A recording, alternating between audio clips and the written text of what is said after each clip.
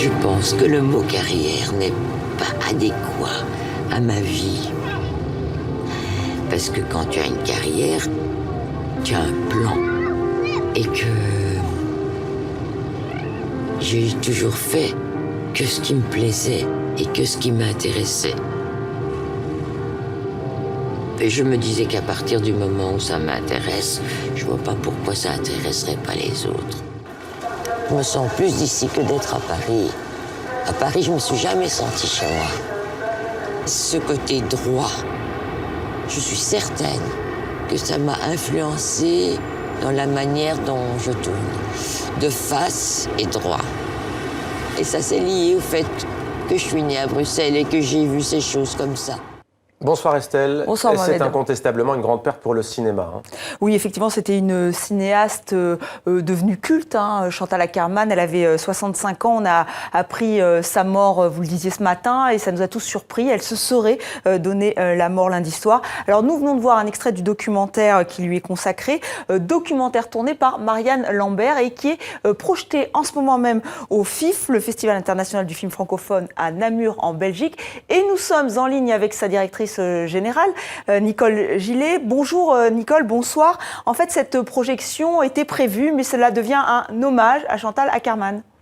Oui, absolument. C'est vrai qu'aujourd'hui, dans le cadre du Festival de Namur, c'est la journée du cinéma belge et nous devions présenter ce soir I Don't Belong Anywhere, le cinéma de Chantal Akerman, donc le documentaire de Marianne Lambert qui parle de sa filmographie, qui lui donne la parole.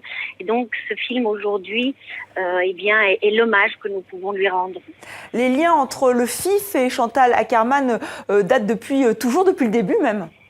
Alors, effectivement, en 86, lors du premier festival, nous avons présenté Golden 80s. Donc, c'était le premier festival de Namur et nous avions à cette date-là le film de Chantal. Quelle est la place de Chantal Akerman dans le cinéma belge ? C'est une personnalité emblématique, évidemment, du cinéma belge. C'est une personnalité importante. C'est une personnalité qui a pu aussi permettre le regard de la presse internationale, des cinéphiles internationaux vers notre cinématographie. Donc c'est quelqu'un qui est vraiment important pour nous, quelqu'un qui avait un cinéma particulier, un cinéma fort. Donc voilà, c'est une grande personne.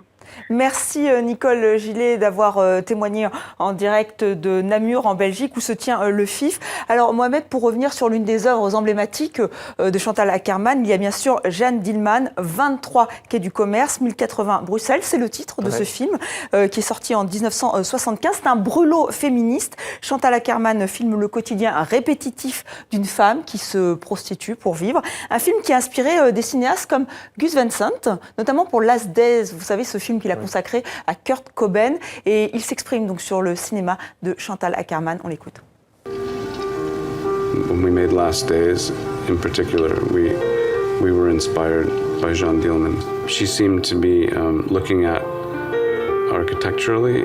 We started to think of our film in that way, in sort of like an architectural representation of the room and the characters.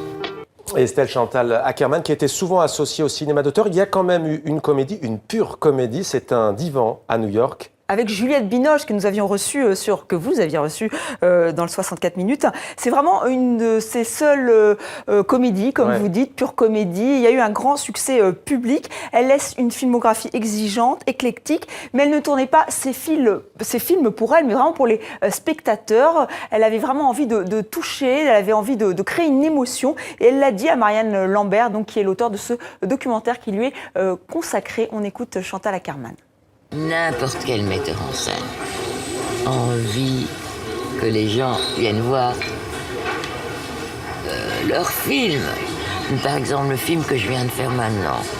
Si j'ai une salle, même qui me passe qu'à midi pendant un an, je serais très heureuse. Parce que je sais que là, c'est un film avec une forme très audacieuse, que les gens n'ont pas l'habitude de voir. Et donc, je sais que il ne peut pas faire beaucoup d'entrées. Et voilà, donc le 7e art a perdu une grande cinéaste, Chantal Akerman. Son dernier film, No Home Movie, n'est pas encore sorti en France, mais on en avait parlé puisqu'il a été présenté au Festival de Locarno cet été. Merci Estelle pour cette chronique. Demandez le programme et pour cet hommage donc, et ce retour sur l'œuvre, la grande œuvre de cette réalisatrice belge Chantal Akerman.